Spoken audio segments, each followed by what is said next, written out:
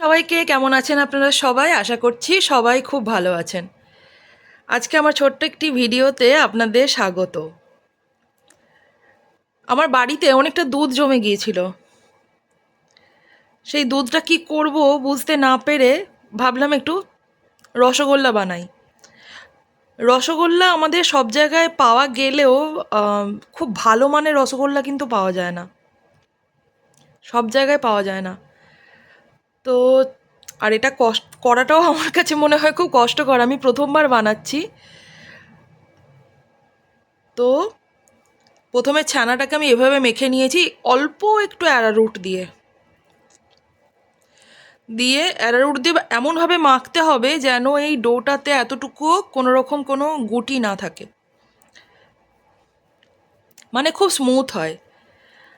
আর তারপরে অনেকক্ষণ থেকে এটাকে থাসতে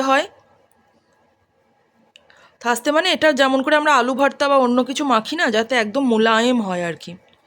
আর এই বলগুলো এতটাই গোল করতে হবে যাতে কোনো রকম ক্র্যাক না থাকে। দেখুন কোনো ক্র্যাক নেই। তাহলে এই বলগুলো পাকিয়ে নিয়ে তারপরের স্টেপে আমি আসছি। বলগুলো পাকানো একদম রেডি। একটু একরকম সাইজের হলে ভালো, বাট বাড়িতে খাবো তো ঠিক আছে। এরপরে দিয়ে দেব 3 বাটি জল।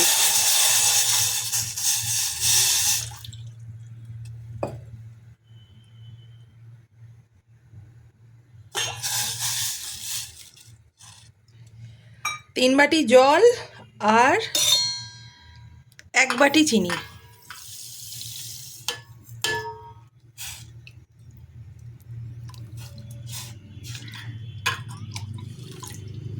এবার এটাকে খুব ভালো করে আমি ফোটাবো যতক্ষণ না জলটা একদম পাতলা হয়ে যাচ্ছে। দেখুন জলটা একদম বেশ কিছুটা ফুটেছে, এবং ট্যাপ ওয়াটার যেমন হয় না, একদম পরিষ্কার জল সেরকম হতে হবে। তা এরপরে আমি আস্তে আস্তে করে রসগোল্লাগুলো ছেড়ে দেবো।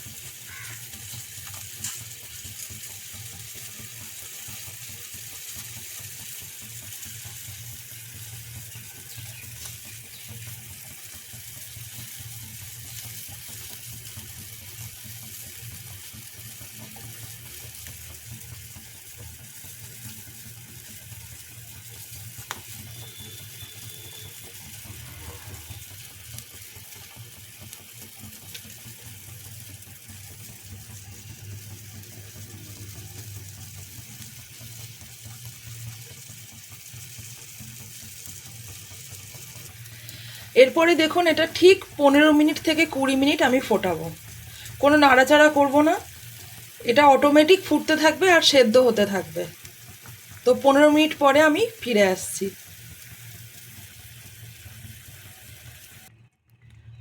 দেখুন এবার গ্যাসটাকে অফ করে দিয়ে, দেখুন কত ছোট ছোট বলসগুলো করেছিলাম এখন কত বড় বড় হয়ে গেছে। এবার গ্যাসটাকে অফ করে দিয়ে আমি 3-4 ঘন্টা ঠান্ডা করতে দেব। দেখুন একদম রেডি হয়ে গেছে গরম গরম রসগোল্লা। তবে এটা 3-4 ঘন্টা রাখার পরে হয়েছে। ছোট ছোট বলস থাকে, এটা অনেক ফুলে অনেক বড় হয়ে যায়। তো সিম্পল অ্যারারুট, ছানা আর চিনি পাকে ডুবিয়ে তৈরি আমাদের রসগোল্লা।